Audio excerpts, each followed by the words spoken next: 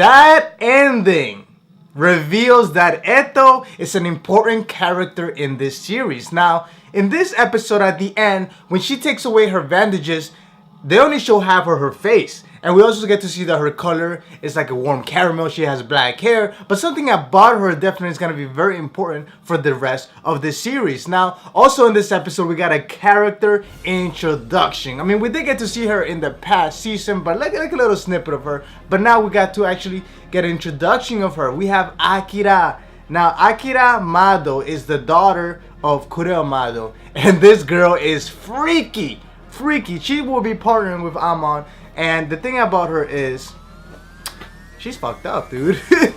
she's messed up in the head. Like, just as crazy as her father. Maybe not as crazy, but Amon is supposed to be her superior because he got a promotion. But he was like, please be a little more polite to me. And she was like, no, I don't even want to waste 0.3 of a second on your ass because it's a waste of time. It's gonna take like 30 minutes of my year. Like, she wants just small talk. She doesn't want to waste any time talking to anybody, unnecessary talk. So she's also very, very smart. She was able to figure out all the whole situation, that Aoguri and that there was a Kaneki with the eye patch and that Rishi was dead. All these things, she was able to figure it out.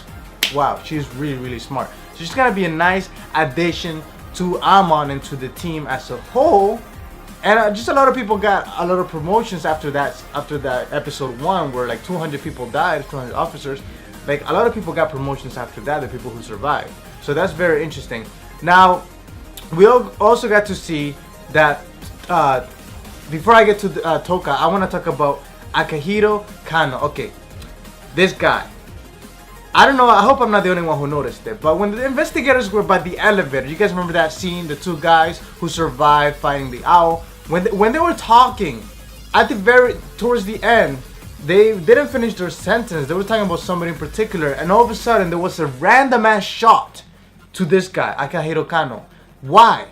It was just a random ass shot to him drinking tea, and then back to the elevator and the investigators, and then towards the end there was another shot of him just like they're being creepy, and then right before he goes into the party scene where they're celebrating opening up the place again, the restaurant. Like, why was that there? It was so random, but it must be foreshadowing something, that this guy might be a traitor. He might actually not be working for us. He might be working for Aoguri secretly, or maybe he's has something up his sleeve with Kaneki. Maybe him and Kaneki made a deal with. I really don't know, but something mysterious about him is definitely going on. Now, Kaneki in this episode, it seems like he might be a captain for Aoguri, and he's definitely helping them out in different wars, taking them over, increasing the Aoguri tree branch.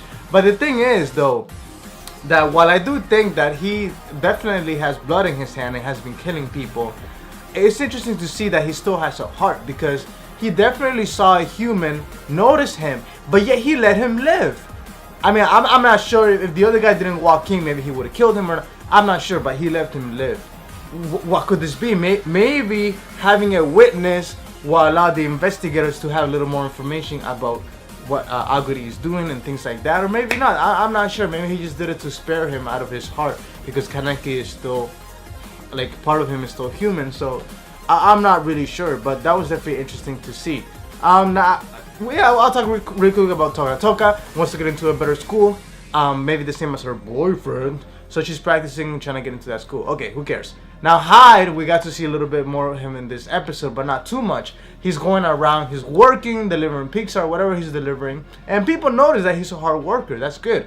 Now, his hair is longer. He definitely looks a little more mature, a little bit older, a little more wise. So, like, he's doing his own little investigating. I'm not really sure what his motive is, but it seems like he's doing something on this side. That whole, I'm working right here, I think that's more of an illusion to getting closer to the investigators and see what's going on, maybe get a little more information, maybe try to figure out where Kaneki is. I'm not quite sure, but definitely just looking at my notes, it seems like that's basically all that happened in this episode that you should really worry about. Not too much action, so there's not going to be a live reaction because there really was no action in this episode. But definitely this was all more about setting up for the future episodes, just doing a lot of story development and setups for the future episodes. So I kind of enjoyed this episode, especially towards the end. There was a song in the background that was just beautiful to hear. Now that opening, I hate it. I hate that opening. Stupid. It's stupid. I like the song, but again, the opening itself, the animation, it's just a pain to watch. It's a pain to watch. Two more things I almost forgot to mention. Now we also have Amida. Amida, I guess, is a new character.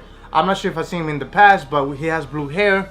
And it seems like he's actually very, very strong. He was supposed to attend the meeting with the investigators with the special unit. He was supposed to be there, but he wasn't. But clearly he's going to be an important character excuse me, for this series.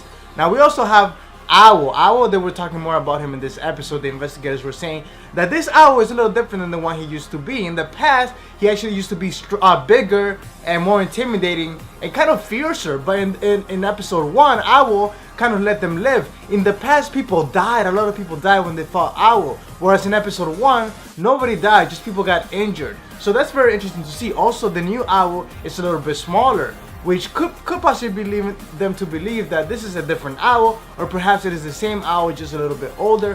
Who knows? But in 10 years, I don't think this Owl could have gotten that shorter, the past Owl. So who knows what happened? And it's gonna be very interesting to see the reveal in the future episodes. Let me know in the comments below, what are your predictions, your theories. Remember, this is an anime original, so it's not completely following the manga, although there were parts of the manga that we're seeing in this episode. For example, the introduction of Akira Mado. Her introduction was very similar to the one in the manga, and I'm pretty sure for the rest of the series we're gonna get to see little snippets and parts sticking out from the original manga, being that the director and the writer of this anime original is also the one who wrote the manga, and he is allowed technically to take parts of his own original writing into the new writing.